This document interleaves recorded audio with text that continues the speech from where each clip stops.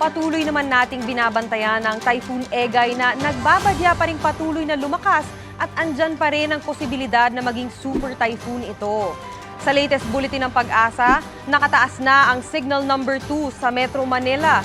Huli pong namataan ang typhoon. Sa panahon ng emergency, dapat laging handa. Importanteng may emergency go bag ang bawat pamilya.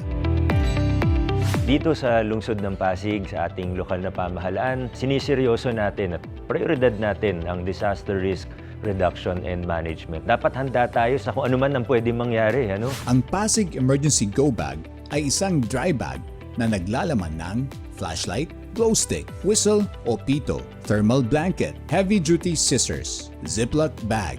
Meron din itong sticker, magnet, family disaster preparedness booklet at first aid kit. Kami po sa DRRMO ay nandito po para tulungan po kayo. Ang aim natin sa Go Bag kasi is mabigyan ang kada pamilyang Pasigenyo ng ating Go Bag para sa disaster preparedness, sa paghahanda sa mga sakunang maaring dumating sa atin. Ano ang dapat mong malaman sa bawat laman ng iyong emergency go bag?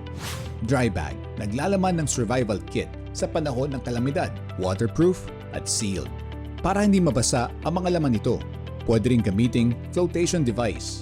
Glow stick, magagamit na pailaw na di kailangan ng baterya o kuryente. Tumatagal ito hanggang 8 oras. Whistle o pito, hipan lamang ito upang makatawag pansin at makahingi ng tulong lalo na kung natrap sa isang lugar. Flashlight, maaaring ma-recharge sa pamamagitan ng pagpisil sa handle nito. Thermal blanket o kumot na pampainit para sa mga biktima na nababad sa tubig o nilalamig. Maaaring balutin ng thermal blanket upang mapataas ang temperatura ng katawan. Ziploc bag. Dito, maaaring ilagay ang mahalagang dokumento, ID at pera upang hindi mabasa. First aid kit. Hard case na naglalaman ng mga supplies na magagamit bilang paunang lunas sa mga pinsala na maaaring matamo dahil sa sakuna. Alcohol pads, pang-sanitize o pang-disinfect ng kamay at iba pang parte ng katawan.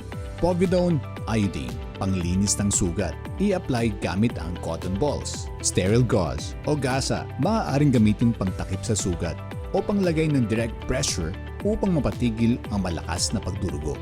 Medical tape, idikit sa gasa upang manatili itong nakatakip sa sugat. Adhesive antiseptic strip, direktang pantakip ng sugat.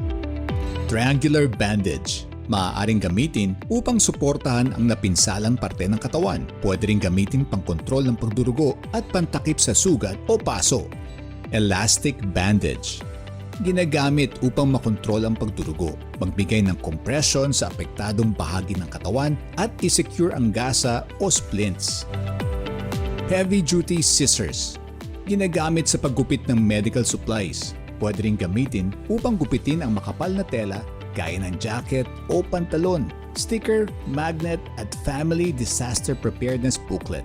Naglalaman ng emergency hotlines ng Pasig City. QR code at link ng informational video na maaaring panoorin upang maging handa ang pamilya. Well, itong emergency go bag natin, isa sa mga essential na pangangailangan ng pamilyang Pasigenyo. In times of emergency, meron po tayong isang go bag na pwede po natin bitbitin na magiging, sabihin na natin, safety net natin pagka meron pong isang emergency. Maganda rin po sa ating sariling mga komunidad, pag-usapan rin po natin dito para alam natin, aware tayo. Saan pa yung mga evacuation center, ano yung dapat natin gawin. Dapat alam ng bawat membro ng pamilya kung nasa ng go bag para kahit sino po ay may access dito kung magkaroon ng emergency. Ayaw natin mangyari itong mga emergency nito, pero mas maganda ng handa po tayo.